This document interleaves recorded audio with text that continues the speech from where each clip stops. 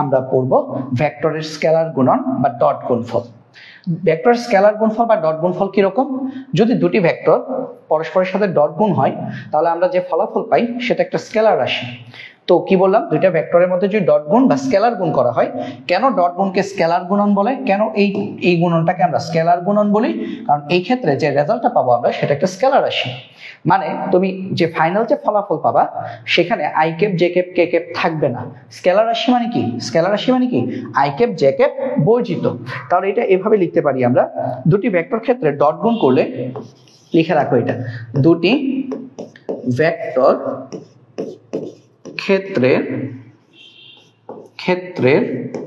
Dot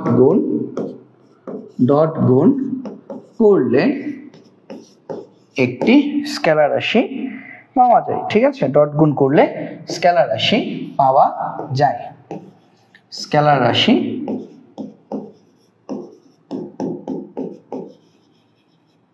পাওয়া যায়। ঠিক আছে, দুটি ভেক্টর রাশি ডট গুণ করলে স্কেলার রাশি পাওয়া যায়।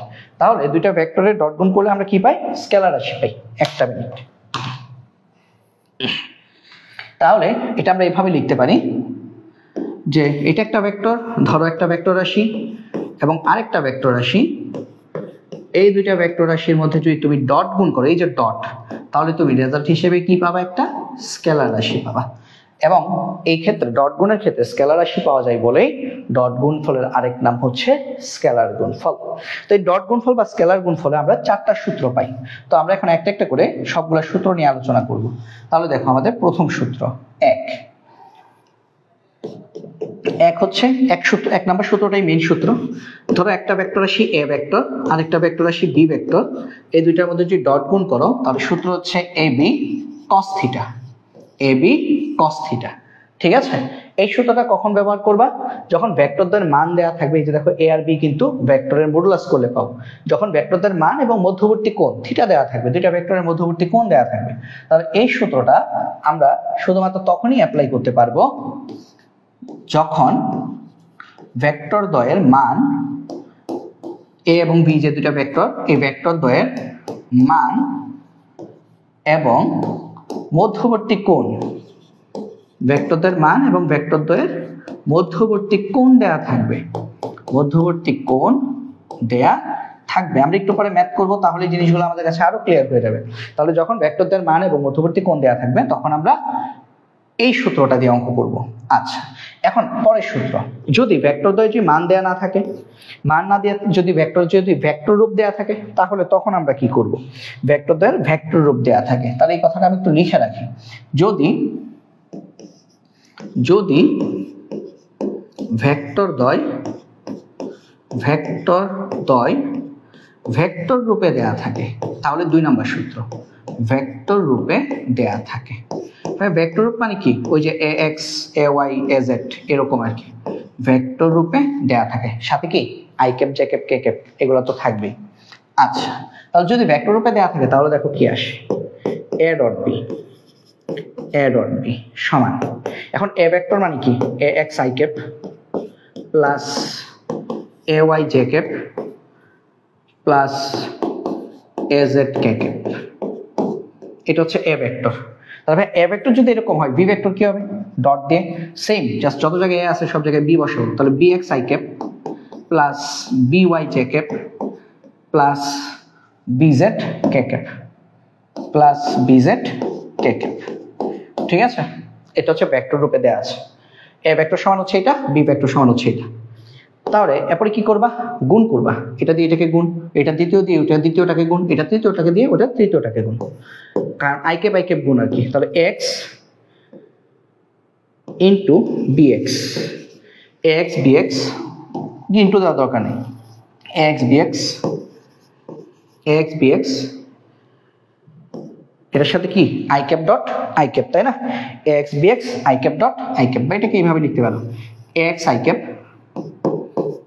Into bx i cap plus ay j cap into by j cap plus az k cap into bz k cap, এভাবে আসবে। তারপর লাইনে কি করবা, তারপর লাইনে ডট গুণ করবা। তাহলে দেখো ডট গুণ করলে x bx I cap dot গুণ, দুইটা কিন্তু ভেক্টর, দুইটা ভেক্টর ডট গুণ করলে কি আসে দেখো, এ ডট বি সমান কি A B cos theta, A B cos theta. তাহলে আই ডট আই মানে কি, কিভাবে লেখা যায়, আই ক্যাপ মডুলাস মানে আই ক্যাপের মান, আবার আরেকটা আই ক্যাপ মডুলাস আরেকটা আই ক্যাপের মান into cos theta, cos theta. এখন কথা হচ্ছে এখানে থিটার মান কত, কস থিটা তো ভালো কথা, বাট আই ক্যাপ আর আই ক্যাপের ডট গুণ করলে থিটার মান কত, মানে এই দুইটা ভেক্টরের আই ক্যাপ একটা ভেক্টর আই ক্যাপ একটা ভেক্টর, তাহলে এই দুইটা ভেক্টরের মধ্যবর্তী কোণ কত। হ্যাঁ মনে রাখবা আই ক্যাপ মানে কি এক্স অক্ষ বরাবর, তাহলে এই আই ক্যাপটাও এক্স অক্ষ বরাবর, এই আই ক্যাপটাও কিন্তু এক্স অক্ষ বরাবর, তাহলে এদের দুইটা জিনিস যদি একই দিকে হয় তাহলে এদের মধ্যবর্তী কোণ কত হয়, 0 ডিগ্রি। কি বললাম, দুইটা ভেক্টর যদি একই দিকে হয় তাহলে এদের মধ্যবর্তী কোণ কত, 0 ডিগ্রি। ঠিক আছে, তাহলে এটা সমান cos 0 ডিগ্রি, cos 0 ডিগ্রি। ঠিক আছে, আশা করি বুঝছো। I cap dot I cap মানে কি cos 0 ডিগ্রি। ঠিক আছে, 0 degree, I cap dot I cap সমান 0 ডিগ্রি। বাট যদি এরকম আসতো I cap dot J cap, তাহলে এটা সমান কি আসতো, I cap modulus into J cap modulus into cos 90 degree. কেন, কারণ আই ক্যাপ হচ্ছে এক্স অক্ষ বরাবর আর জে ক্যাপ হচ্ছে ওয়াই অক্ষ বরাবর, মানে দুইটা বিপরীত ধর্মী, দুইটা যদি ডিফারেন্ট টাইপের যদি ক্যাপ হয় তাহলে তাদের মধ্যবর্তী কোণ হচ্ছে 90 ডিগ্রি। এগুলো একটু মনে রাখবা। ঠিক আছে, তাহলে সেম যদি হয়, সেম অক্ষ বরাবর যদি কাজ করে, মানে দুইটাই যদি আই ক্যাপ হয় তাহলে তাদের মধ্যবর্তী কোণ হচ্ছে 0 ডিগ্রি, দুইটাই যদি জে ক্যাপ হয় তাদের মধ্যবর্তী কোণ 0 ডিগ্রি, দুইটা যদি কে ক্যাপ হয় তাহলে তাদের মধ্যবর্তী কোণ 0 ডিগ্রি। বাট একটা আই একটা জে মানে ডিফারেন্ট টাইপের যদি হয়, ডিফারেন্ট অক্ষ যদি হয়, একটা এক্স অক্ষ একটা ওয়াই অক্ষ, বা একটা ওয়াই অক্ষ একটা জেড অক্ষ, তাহলে সেক্ষেত্রে তাদের মধ্যবর্তী কোণ 90 ডিগ্রি। তাহলে এটা একটা গেল প্লাস, তারপরে অংশটা কি করবা, এ ওয়াই বিওয়াই এটা কি j cap modulus cos 0 degree plus a z b z k cap modulus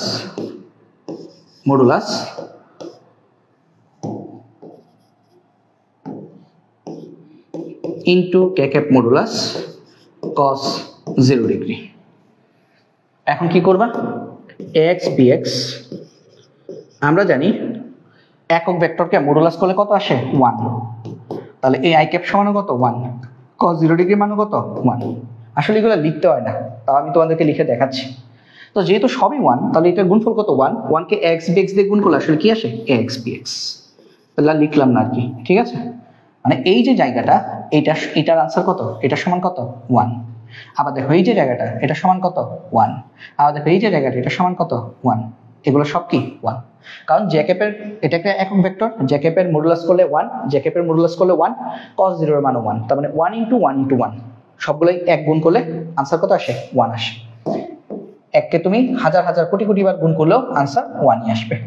ঠিক আছে, আচ্ছা তাহলে ax bx plus ay by plus az bz, তাহলে এটাই কিন্তু আমাদের ফাইনাল সূত্র। তাহলে আমরা লিখতে পারি, সুতরাং ফাইনালি আমরা তাহলে কি লিখতে পারি, সুতরাং a vector dot b vector যদি ভেক্টর রূপ যদি দেয়া থাকে তাহলে সূত্র হচ্ছে ax bx plus ay by plus az bz। এখন কথা হচ্ছে ভাইয়া এই প্রমাণটা কি আসবে, হতে আসতে পারে, অনুধাবনমূলক প্রশ্নে আসতে পারে। ঠিক আছে, এটা অনুধাবনমূলক প্রশ্নের জন্য অনেক ইম্পর্টেন্ট যে A dot B, A vector dot B vector বা দুটি ভেক্টরের ডট গুণফল যদি ভেক্টরদের যদি ভেক্টর রূপে যদি দেয়া থাকে তাহলে এই ডট গুণফলের মান কত, ax bx plus ay by plus az bz, এটা কিন্তু আমাদের মূল সূত্র। তারপর 3 নাম্বার কেস, মানে ডট গুণফল বা স্কেলার গুণফলের 3 নাম্বার এই সূত্র থেকে আর কি অঙ্ক আসতে পারে। 3 নাম্বার হচ্ছে একজনের উপর আরেকজনের লম্ব অভিক্ষেপ বা ছায়া বের করা। তো আমরা মূল সূত্র কি পড়েছি ভাইয়া, আমরা মূল সূত্র পড়েছি a ডট b সমান ab cos theta, ab cos theta. এখন তোমাকে প্রশ্ন বলতে পারে যে a ভেক্টরের উপর b ভেক্টরের লম্ব বিক্ষেপ বের করো, অথবা b এর উপর a এর লম্ব বিক্ষেপ বের করো, কিভাবে বের করবা। এখানে প্রশ্নে আসতে পারে যদি একটি ভেক্টরের উপর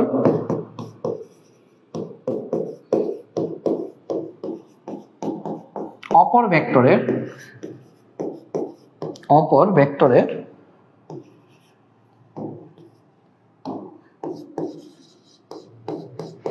লম্ব অভিক্ষেপ, লম্ব অভিক্ষেপ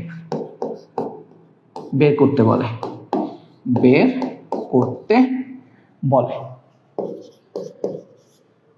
তাহলে নিম্নরূপে বের করতে হবে। নিম্নরূপটা কি খেয়াল করো। ধরা বললো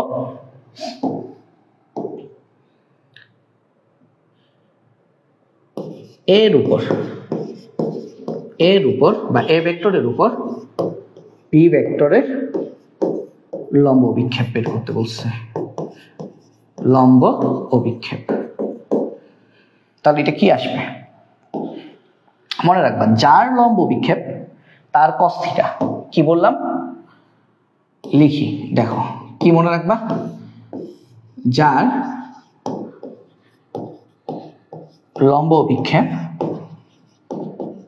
তার cos থিটা, তার cos থিটা হবে। এটা মনে রাখলে হবে। হ্যাঁ, যার লম্ব অভিক্ষেপ, এই অঙ্কে বা এই সূত্রটার জন্য, এই টপিকটার জন্য যার লম্ব অভিক্ষেপ তার cos থিটা হবে। সূত্র কোনটা? এটা থেকে আসবে, এই যে এইটা থেকে আসবে, এই সূত্র থেকে আসবে। তাহলে এই সূত্র থেকে তাহলে আমরা কি লিখতে পারি দেখো, এই সূত্র থেকে তাহলে আমরা লিখতে পারি, এখান থেকে তাহলে আমরা লিখতে পারি কার লম্ব অভিক্ষেপ? হ্যাঁ, বি এর লম্ব অভিক্ষেপ। তাহলে B cos theta, B cos theta, B cos theta কোনটা? এই যে এইটা বি cos থিটা, এই যে এই জায়গাটা হচ্ছে বি cos থিটা। তাহলে এই জায়গাটা যদি বি cos থিটা হয়, তাহলে বি cos থিটা যদি তুমি ডান পাশে বাম পাশে নিয়ে আসো, তাহলে এখানে তাহলে রইলো বাকি কি? B cos theta equal to, তাহলে তুমি কি লিখতে পারো দেখো তো, a dot b divided by a. এটা হচ্ছে আমাদের লম্ব অভিক্ষেপের সূত্র। যার cos থিটা, যার লম্ব অভিক্ষেপ তার cos থিটা। কার উপর? এ এর উপর। এই যে দেখো এ এর উপর বি এর লম্ব অভিক্ষেপ, এ এর উপর। এই জন্য এ এর উপর উঠে গেছে এই জিনিসগুলো, এ নিচে চলে আসছে। এ এর উপর মানে এ নিচে, এ এর উপর বি এর লম্ব অভিক্ষেপ, তার মানে বি কার উপর? এ এর উপর। তাহলে এ নিচে বি cos থিটা। তাহলে কি বললাম? যার cos থিটা, যার লম্ব অভিক্ষেপ তার cos থিটা। যদি প্রশ্ন যদি এইভাবে আসে, যদি না বুঝো আরেকটা জিনিস দেখেন, যদি প্রশ্নটা এইভাবে আসে, এটা হচ্ছে 1 নাম্বার নিয়ম। একভাবে আসতে পারে। 2 যদি এইভাবে আসে উল্টা, যে বি এর উপর এর লম্ব অভিক্ষেপ, এর লম্ব অভিক্ষেপ, এভাবেও তো আসতে পারে, তাই না? বি এর উপর এর লম্ব অভিক্ষেপ। তাহলে দেখো কার লম্ব অভিক্ষেপ? হ্যাঁ, এ। তাহলে এ cos থিটা, যার লম্ব অভিক্ষেপ তার cos থিটা। যার উপর সে নিচে, আর উপরে কি? এ ডট বি, উপরে হচ্ছে এ ডট বি। ঠিক আছে? সবসময় তো এ আর বি দিয়ে আসবে, ব্যাপারটা এরকম না। ধরো পি কিউ দিয়ে আসলো, ধরো বললো পি এর উপর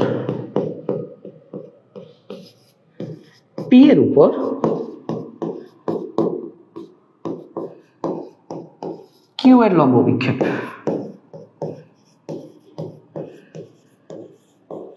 এটা দিলে আশা করি তোমাদের ক্লিয়ার হয়ে যাবে কনসেপ্টটা একদম। তাহলে দেখো কার লম্ব অভিক্ষেপ? কিউ। তাহলে কিউ cos থিটা, কার উপর? পি এর উপর। তাহলে পি নিচে, উপরে পি ডট কিউ। তা এখন আশা করি ক্লিয়ার হয়ে গেছে। এই ব্যাখ্যাটা দেখলে, এই লাইনটা দেখলে সবাই বুঝে ফেলবা। তাহলে উল্টা যদি বলে কিউ এর উপর পি এর লম্ব অভিক্ষেপ,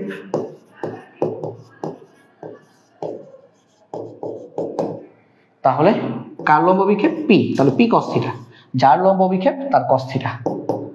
তাহলে নিচে কিউ, উপরে পি ডট কিউ। এই হচ্ছে আমাদের ডট গুণফলের বা স্কেলার গুণফলের তৃতীয় প্রয়োগ বা থার্ড অ্যাপ্লাই। তাহলে কি বলতেছে বাইজিৎ? বলতেছো কথা শোনা যায় না ভালো করে। স্কেলার গুণফলের তৃতীয় প্রয়োগ বা থার্ড অ্যাপ্লাই। তাহলে না, কথা ক্লিয়ার তো? কি বলতেছে বাইজিৎ? বলতেছো কথা শোনা যায় না ভালো করে। কথা তো একদম ক্লিয়ার, আমি তো ক্লিয়ার শুনতেছি, তুমি ক্লিয়ার শুনতেছো না কেন?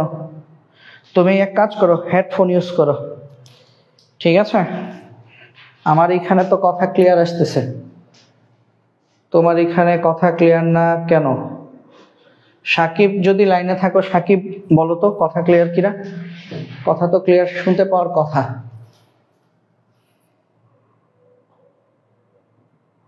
কথা ক্লিয়ার না হওয়ার তো কোনো কথা নাই। সাকিব বইল কথা ক্লিয়ার তো? আমি তো ক্লিয়ারলি শুনতে পাচ্ছি। কথা ক্লিয়ার না হওয়ার তো কোনো কথা নাই। সাকিব বইল কথা ক্লিয়ার তো? আমি তো ক্লিয়ার না। কথা ক্লিয়ার, কথা ক্লিয়ার। দেখো তাহলে এটা হচ্ছে আমাদের p cos theta equal to p dot q by q. Okay, তাহলে এই হচ্ছে আমাদের তৃতীয় প্রয়োগ। ওকে, আর ফাইনাল আরেকটা অ্যাপ্লিকেশন আছে, সেটা কোথায় লিখব?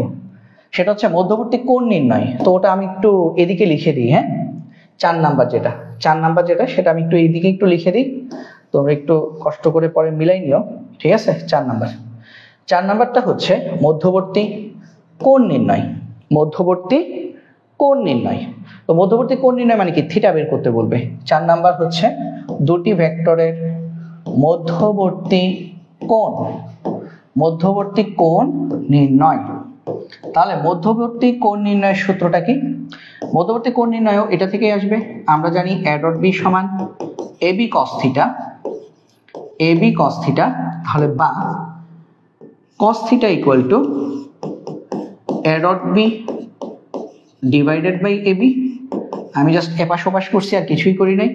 তাহলে মধ্যবর্তী কোণ থিটার সূত্র হচ্ছে cos inverse a dot b divided by ab। এটা হচ্ছে মধ্যবর্তী কোণ বা মধ্যবর্তী কোণ থিটা নির্ণয় সূত্র। এটাও আমাদের যদি কখনো যদি পরীক্ষায় যদি বলে দুটি ভেক্টরের মধ্যবর্তী কোণ নির্ণয় করো, তাহলে তোমরা ডট গুণফলের সূত্র দিয়ে মধ্যবর্তী কোণ নির্ণয় করবা।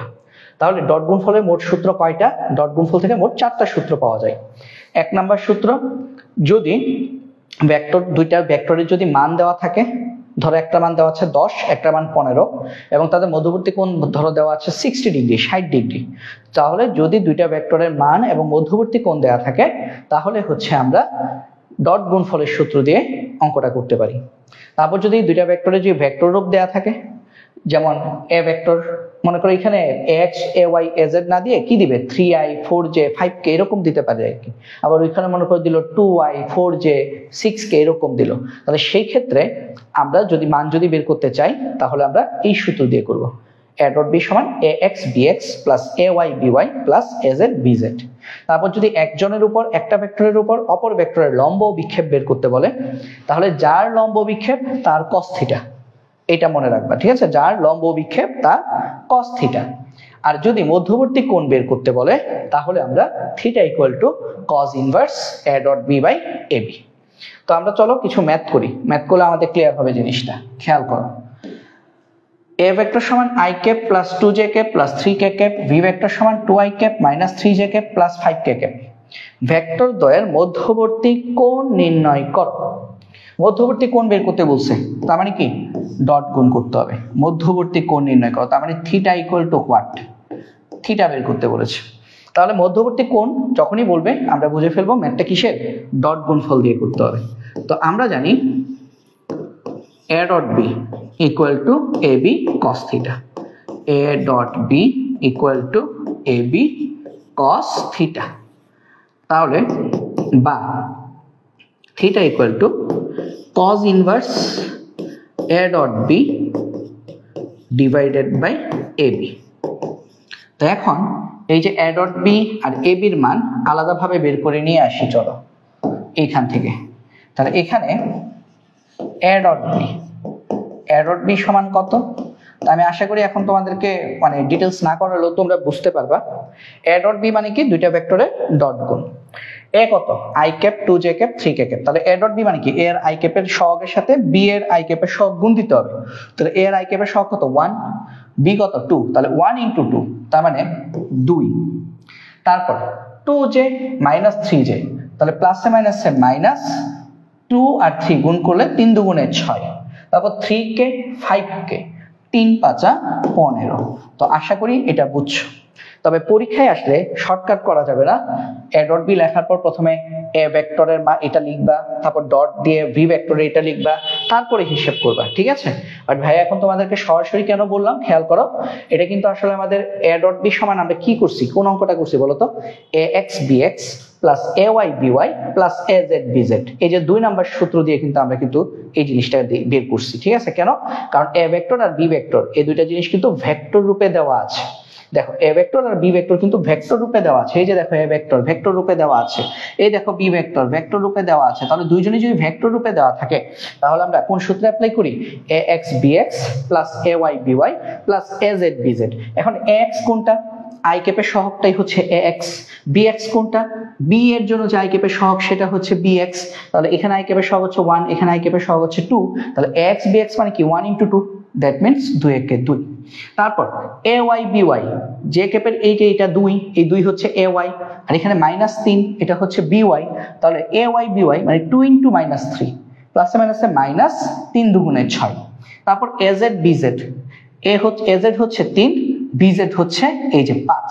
এ জেড হচ্ছে কে ক্যাপের সহগ এ জেড, আর এই যে কে ক্যাপের এই যে সহগটা এটা হচ্ছে বি জেড। তাহলে 3 × 5 = 15। আশা করি বুঝতে পেরেছো। এরপর থেকে আমরা যখন ম্যাথ করব আমি ঠাস করে ক্যালকুলেশন করে ফেলবো, ঠিক আছে? তাহলে কত আসে? এখানে 17 থেকে 6 বিয়োগ করলে 11। তার মানে এখানে আমরা এ ডট বি এর মান কত পাচ্ছি? 11। আরেকটা হচ্ছে এবি, এবি কত আসে খেয়াল করো। এবি মানে কি? এ ইন্টু বি। এখন এ কত? এটার মডুলাস করতে হবে। এটার মডুলাস করলে কত আসে দেখো তো? এটার মডুলাস করলে এবি, তাহলে আমি আগে এ বের করি, ঠিক আছে? আমরা আগে এ বের করি। এ কত? এ হচ্ছে এ ভেক্টরের মডুলাস। তাহলে আই ক্যাপ মানে 1 স্কয়ার, 2 জে ক্যাপ তার মানে 2 স্কয়ার, 3 কে ক্যাপ তার মানে 3 স্কয়ার। তো হিসাব করলে এটা কত আসে? √14। আর বি ভেক্টর মডুলাস, বি সমান কত? বি সমান হচ্ছে 2 - 3 + 5। তাহলে 2 square plus -3 square plus 5 square. তাহলে এটা হিসাব করলে কত আসে? 25 × 29 আর 9 × 38, √38। তাহলে এই ভ্যালুগুলো এখন আমরা এখানে বসাবো। তার মানে cos inverse A dot B সমান হচ্ছে 11, এ ডট বি সমান হচ্ছে 11, আর এ হচ্ছে √14 ইন্টু বি হচ্ছে √38। তাহলে এটা হিসাব করলে থিটার মান চলে আসবে। থিটার মান তোমরা ক্যালকুলেশন করবে, শিফট cos ইনভার্স মানে কি? শিফট cos, আনসার আসবে 61.52 ডিগ্রি। ঠিক আছে, সময় বাঁচানোর জন্য আমি আনসারটা আগেই লিখে রাখছি। তো এটা আনসার হবে 61.52 ডিগ্রি। তো আশা করি এই ম্যাথটা তোমরা বুঝতে পেরেছো। পরের ম্যাথটা দেখি। পরের ম্যাথটা আমি একটু ফাস্টলি করব। দেখো এ ভেক্টর সমান 6i cap 2j cap 3k cap, এটার উপর এ ভেক্টরের উপর ভি ভেক্টরের লম্ব অভিক্ষেপ বের করতে বলছে। তো হ্যাঁ, কার লম্ব অভিক্ষেপ? বি ভেক্টরের লম্ব অভিক্ষেপ। কার উপর? ভাইয়া এ ভেক্টরের উপর। তাহলে যার লম্ব অভিক্ষেপ তার cos থিটা। কনসেপ্টটা কি? কনসেপ্ট হচ্ছে যার লম্ব অভিক্ষেপ, যার উপর না কিন্তু, যার লম্ব অভিক্ষেপ তার cos থিটা, তাহলে কার লম্ব অভিক্ষেপ ভাইয়া? বি এর লম্ব অভিক্ষেপ। তাহলে আমরা জানি মূল সূত্র কি? মাতৃসূত্র বা মূল সূত্র হচ্ছে এ ডট বি সমান এবি cos থিটা। এখন কার লম্ব অভিক্ষেপ? বি ভেক্টরের লম্ব অভিক্ষেপ। তাহলে বা বি cos থিটা, যার লম্ব অভিক্ষেপ তার cos থিটা। তাহলে B cos theta equal to কি? A dot b divided by a. তাহলে তোমাকে এ ডট বি আর এ এর মান বের করতে হবে। বি cos থিটা, এটাই আনসার। বি cos থিটা যে আনসার আসবে সেটাই। এ ডট বি কত? এ ডট বি, এ হচ্ছে 6, বি এর আই ক্যাপ হচ্ছে 2, 6 দুগুণে 12। তারপর এর হচ্ছে জে ক্যাপ 2, বি এর হচ্ছে 4, 4 দুগুণে 8। তারপর দেখো এ ভেক্টর হচ্ছে জেড এর মান 3 আর বি জেড কত? -2, তাহলে -3 দুগুণে 6। আর নিচে এ মানে কি? এটার মডুলাস, তার মানে 6 স্কয়ার প্লাস 2j ক্যাপ তার মানে 2 স্কয়ার প্লাস 3k ক্যাপ তার মানে 3 স্কয়ার। তাহলে এটা দেখবে একটা কিউট একটা আনসার বেরোবে। বি cos থিটা সমান, উপরে হচ্ছে 12 আর 20, 20 থেকে 6 বিয়োগ করলে 14, আর নিচে হচ্ছে √49। তাহলে আমরা এখান থেকে লিখতে পারি বা B cos theta equal to 14 divided by √49 মানে হচ্ছে 7। তো 14 কে 7 দিয়ে কাটলে আসবে 2, তার মানে এ ভেক্টরের উপর বি ভেক্টরের লম্ব বিক্ষেপ এখানে আসবে 2। এটা হচ্ছে আনসার। ঠিক আছে, এখন তোমরা বাসায় নিজে একটা সেলফ প্র্যাকটিস করবা।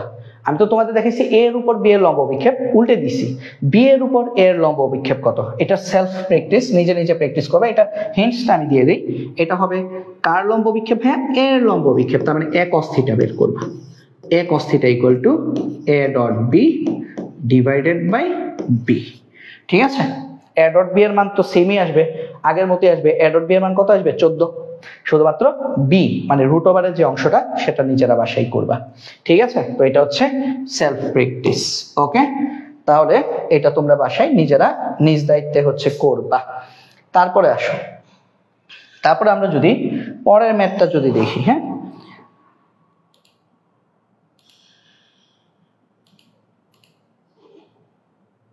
নিজেরা নিজ দায়িত্বে হচ্ছে করবা। আচ্ছা, তারপরে দেখো, আচ্ছা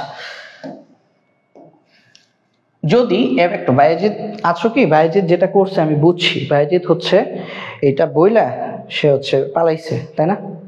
যে হচ্ছে শোনা যায় না, সবই তো শোনা যায় কথা, হ্যাঁ মানে আমাকে দিয়ে বলছে যে রাতে ক্লাস দিলে রাতের ক্লাস করব। এই হচ্ছে রাতের ক্লাস করার নমুনা তোমাদের। আচ্ছা চলো দেখি, তাহলে a ভেক্টর সমান 9i cap plus j cap minus 6k cap, b vector সমান 4i cap minus 6j cap plus 5k cap. দুইটা বলছে b এর উপর a এর লম্ব বিক্ষেপ এবং a এর উপর b এর লম্ব বিক্ষেপ বের করো। তাহলে যেহেতু দুইটা ম্যাথ বলছে আমি মাঝখানে দাগ দিয়ে নিই। তাহলে দেখো প্রথমে কি, b এর উপর a এর লম্ব বিক্ষেপ। তাহলে প্রথম পার্টটা হচ্ছে b ভেক্টরের উপর a ভেক্টরের লম্ব বিক্ষেপ, লম্ব অভিক্ষেপ। তাহলে বি এর উপর এর লম্ব অভিক্ষেপটা কি? কার লম্ব অভিক্ষেপ? এ, যার লম্ব অভিক্ষেপ তার cos θ। তাহলে a cos θ equal to a dot b divided by b. কোন সূত্র?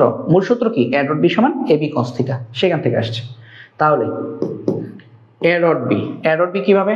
a হচ্ছে 9, b হচ্ছে 4, 4 9 36, তারপর j ক্যাপ মানে 1, এখানে -6, তার মানে প্লাসে মাইনাসে -6, এখানে -6, এখানে 5, তার মানে -30, 5 6 30, রুট ওভার b ভেক্টরের modulus 4 square plus -6 whole square plus 5 square. তো উপরে কিন্তু আমাদের চলে আসতেছে 36 -36 মানে 0 হয়ে যাচ্ছে। আর নিচে কত? নিচে হচ্ছে রুট ওভার 4 কে স্কয়ার করলে 16, 16 আর 36 52, 52 আর 25 77।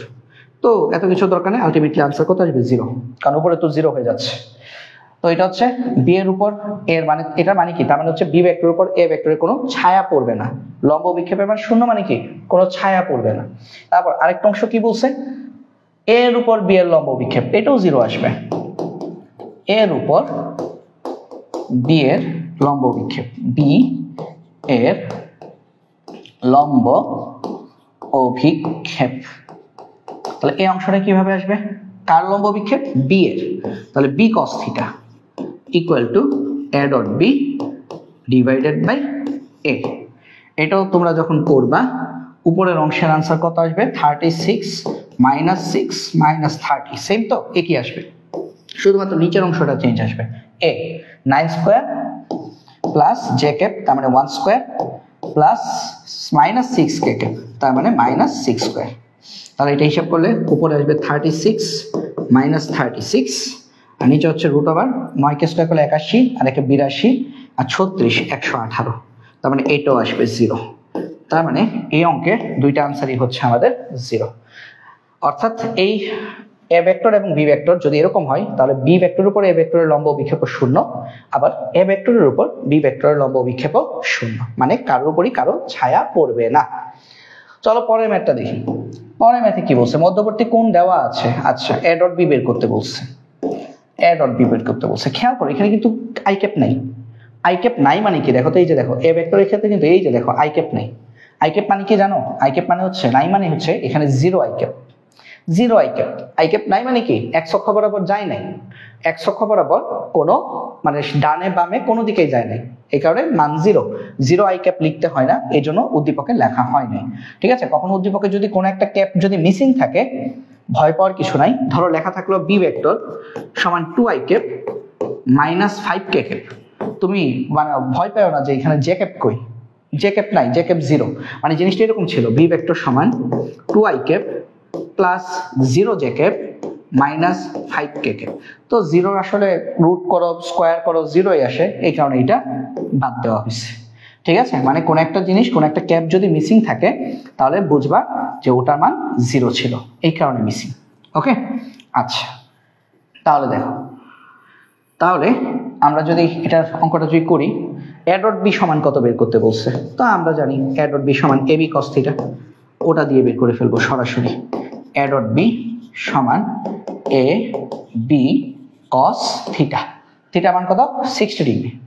এখন খেয়াল করো এ কত, এত জানি না, তাহলে কাজ করি আমরা মানগুলো আলাদাভাবে বের করে নিয়ে আসি, তাহলেই তো হয়। এখানে এ মানে কি, এ মানে হচ্ছে এ ভেক্টর মডুলাস সমান হচ্ছে এ রুট ওভার মডুলাস থেকে, মানে মডুলাস করতে গেলে কি করতে হয়, রুট করতে হয়। এ দেখো 2 স্কয়ার প্লাস 3 স্কয়ার, 0 স্কয়ার লেখার দরকার আছে, আই ক্যাপ 0 স্কয়ার লেখার দরকার আছে, লেখার দরকার নেই। তো এটা সমান কত, রুট ওভার 13। আর বি ভেক্টর মডুলাস সমান বি, এটা কত, এটা হচ্ছে 3 square plus 4 square, 3 square plus 4 square plus minus k cap, তার মানে মাইনাস 1 স্কয়ার, মাইনাস 1 স্কয়ার। তাহলে এটা মান কত, এটা মান হচ্ছে রুট ওভার 26। তাহলে এই মানগুলো এখানে বসাই দাও, সমান root over 13 into root over 26 into cos theta মান কত 60 ডিগ্রি। তো এটা হিসাব করলে আনসার চলে আসবে, এটা হিসাব করলে তোমার আনসার আসবে 9.19। আমার ক্যালকুলেশনে ভুল থাকতে পারে, তাই বাসায় পরে যখন নোটটা তৈরি করবা, নিজেরা যখন নোট তৈরি করবা অবশ্যই ক্যালকুলেটর দিয়ে ক্যালকুলেশন করে নিবা। ওকে, তাহলে আমাদের ডট গুণফলের একদম লাস্ট ম্যাথে চলে আসছি। এটা করলে তোমাদেরকে আমার ডট গুণফল করানো বোঝানো শেষ হয়ে যাবে, তারপর আমরা ক্রস গুণফলে চলে যাব। ঠিক আছে, এটা করলে আমাদের স্কেলার গুণফল বা ডট গুণফল করাটা শেষ হয়ে যাবে। 15 বি ভেক্টরের মান 20, হ্যাঁ স্কেলার গুণফল মনে আছে, মান দেওয়া থাকলে কি করতে হয়, এ ডট বি সমান এ বি কস থিটা। প্রথম সূত্র আমরা জানি এ ডট বি সমান A B cos theta, A B cos theta. তাহলে এর মান কত 15, বি এর মান কত 20, কস থিটার মান কত, এই যে 60 ডিগ্রি, থিটার মান 60, কস 60। তাহলে কত আসে এটা 150, 300 ইন্টু হাফ, তার মানে 150। ঠিক আছে, এটা হচ্ছে 150। স্কেলার গুণফলের মান হচ্ছে 150 এবং একক লিখে দিও, কারণ যেহেতু এ এর মান 15 একক, বি এর মান 20 একক বলছে, তার মানে এখানে স্কেলার গুণফল কত 150। তো এই হচ্ছে আমাদের স্কেলার গুণফল বা ডট গুণফল। আশা করি স্কেলার গুণফল ডট গুণফল যখন ক্লাসটা করবা সবাই বুঝবা।